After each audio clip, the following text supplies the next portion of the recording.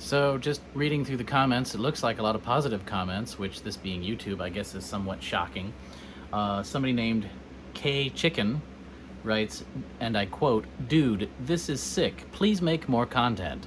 Your wish is my command, sir." Let's see. So somebody named Swimming wrote, "Okay, I guess I have a scary thought. What if you connected the airport to an actual phone line instead of doing a local connection via the Cisco? Would it be able to pick up the phone and act as an actual dial-up ISP?"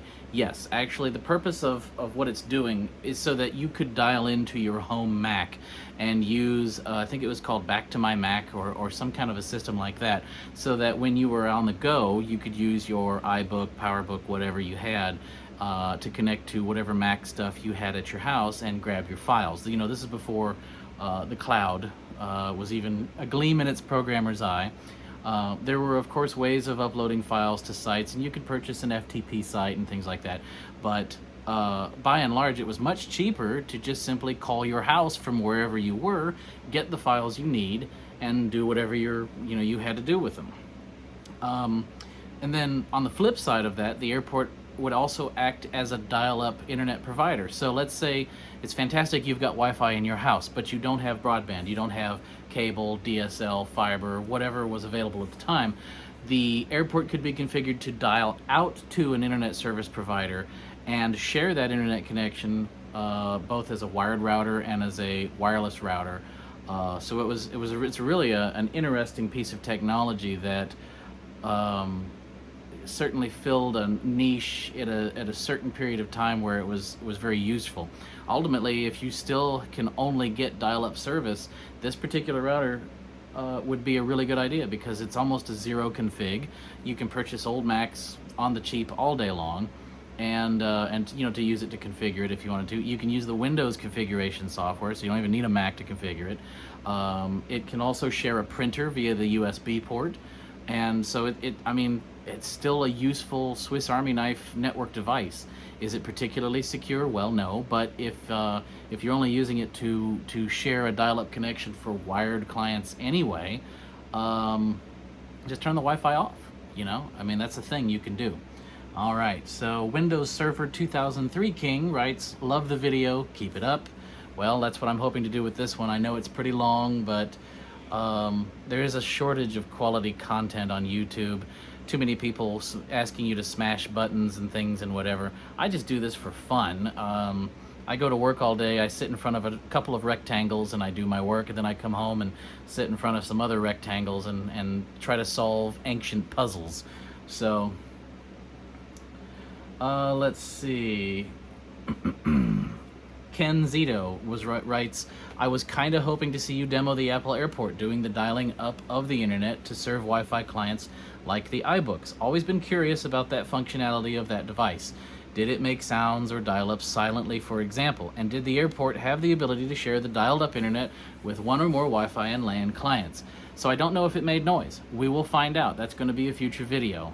What I will have to do, I've got a Windows server sitting over here. We'll have to put our RAS on it and give it a serial modem to answer with, and then we'll try that. Or heck, we might just hook it into the Power Mac that I've got over here and have it run the Apple remote access software, which would answer the modem and for dial-in and that sort of thing.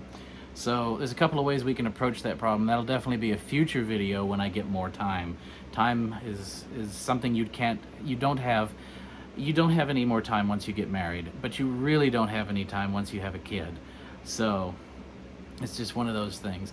And the time you do have when you're married you have a different kind of fun, whereas before you'd sit at home and be bored and whatever. Now you get to go out with your wife and do exciting and fun things. So, but that doesn't mean you get time to do stuff like this. So, anyway, let's see. Here's someone who says, Joshua McKay says, "I don't comment often on anything on YouTube, to be honest, but the old iBook G3." Well, Joshua, that's the one I used to make the floppy disks for the Performa back here, which is still downloading Classilla. It's 842 kilobytes of 23 megabytes, and we're about I guess 10 minutes in now. And you'll notice from its glowing alien green light, it's actually awake, but in a sleep mode. So, yes, the clamshell G3s were a lot of fun. Let's see. And this has the original battery. I don't know how many cycles. I guess I should fire coconut battery up on it and find out. Got the original charger, but it's not a brick, you know. These had a UFO charger. It was a round thing, which I don't have handy, or I would show you. Good to emulate PS1. Okay, so he writes, surprisingly, I managed to get an iBook G4 white with a good original battery, less than 400 cycles, original charger brick, manual and software restore disk. That's a fantastic machine to have, and you know, that probably represents the apex of Apple's PowerPC laptops, because I think that model can run System 9 and certainly can run Tiger, and maybe even Leopard, though why you'd want to run Leopard I would never know. But the great thing is, even if you can only run Tiger with Classic on it, you can still run a fantastic library of old software. There's really some of the best educational titles were made for Macintosh in the 90s. Mac was of course positioned as the educational computer, and they used to almost give them out to schools. So it says it's good for me to emulate PS1 games on. That's cool. Also have a PowerPC with 1997 USB keyboard and USB ball mouse. So you probably have the hockey puck mouse, the one that was universally reviled and hated. How cool the past was, but was mostly impressed when Apple made a USB ball mouse to go with the funky clear blue keyboard. Great vid here. Well, thank you, Joshua. But yeah, the ball mouse, the hockey puck, there's a million names for it, was almost universally reviled. It didn't last very long, and before they came out with the Pro mouse, which was optical and just worked a great deal better. And then they, of course, moved up to the Mighty Mouse and the Magic Mouse, and now they have whatever they have, and sort of a logical evolution, really.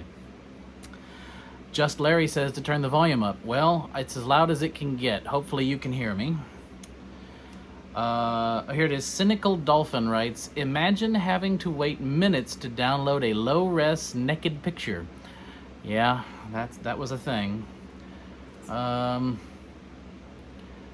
Salfelt writes about free dial-up from NetZero or Juno, and I had both. We used to use Juno, the Juno client for Windows, strictly for email, and NetZero, of course, had that little ad banner nonsense, but there was somebody wrote a program that would let you strip the actual dial-up networking username and password out of the NetZero software, and then you could just use the Windows dial-up networking provider to connect without all of their adware crap. He says he fired up an old computer in 2014 and it still works. There are still dial-up providers. Some people just, they live too remote, you know? So there's that.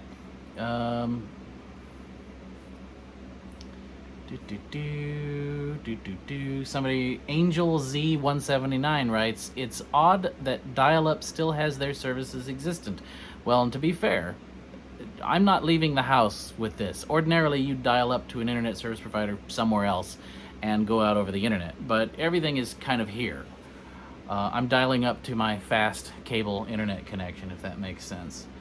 How to slow down your internet, writes IL62M. That's fair, but see, this computer, that's the only way to get internet. That's the only way to get software onto it. Well, except for a floppy or whatever, but who's gonna sit around and load floppy after floppy after floppy, you know? Imagine downloading a game with dial-up internet. We covered that.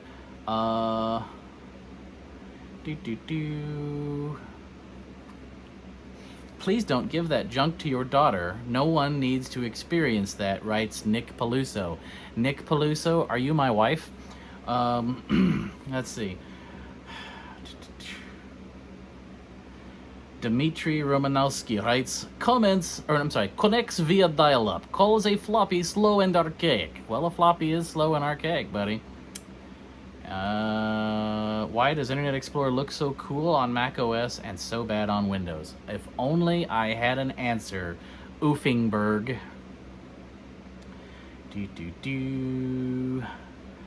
This person, RT Gamertech, writes, and I quote, one question, why are you still using a dial-up internet in 2021? It a Stone Age technology, my G.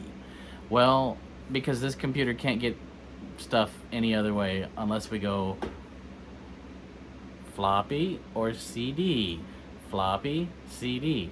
And I don't have, well, I have a lot of floppies, but I don't have stuff on them. And a lot of software can't span the floppies properly because I don't have the original installation routines. I have whatever came from the Macintosh Garden or Macintosh repository. Anyway, thanks for your questions and answers.